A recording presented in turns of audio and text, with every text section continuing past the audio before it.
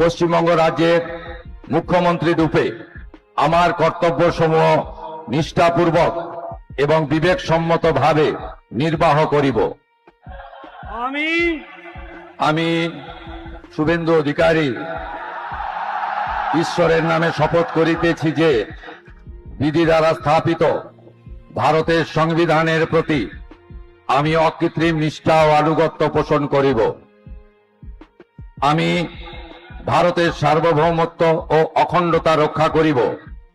পশ্চিমবঙ্গ রাজ্যের মুখ্যমন্ত্রী রূপে আমার কর্তব্যসমূহ নিষ্ঠাপূর্বক এবং বিবেকসম্মতভাবে নির্বাহ করিব এবং ভয় বা পক্ষপাত, প্রীতি বা বিদ্বেষ রহিত হইয়া সকল শ্রেণীর জনগণের প্রতি সংবিধান ও বিধি অনুসারে ন্যায় আচরণ করিব।